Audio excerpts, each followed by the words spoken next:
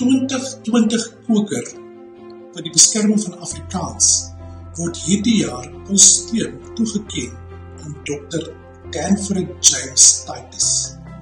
Dr. Danny se onpasigtige diens aan sy gemeenskap, sy professie en sy medemense sal altyd onthul word.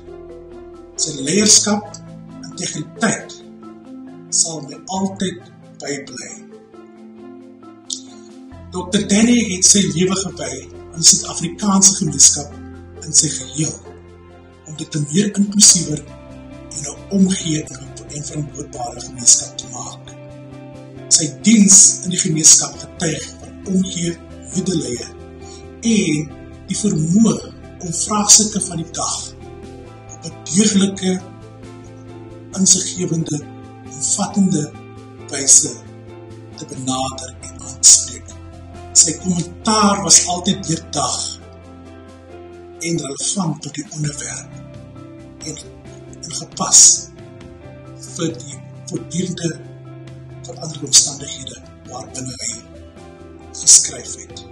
As meningsvormer was hy aan die voorpunt van debatte rakende menseregte kwessies, taal en kultuuraangeleenthede.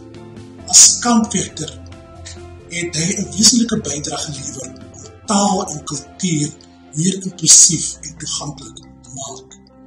Hy het die verhaal van Afrikaans beskou as 'n verhaal van menseregte, van gelykheid, van gelykwaardigheid. 'n Taal wat oor kultuur en kleurgrens gepraat word.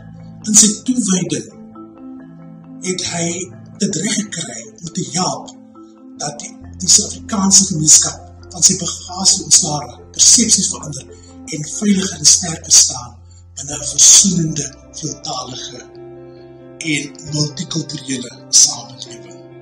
Erkenning aan die oorsprongwortels van die taal met die klem op die Afrika-wortels sal dikwels sentraal staan tot Dr. Danny's pogings om gemeenskaplike samehorigheid binne die breër taalgemeenskap te bevorder.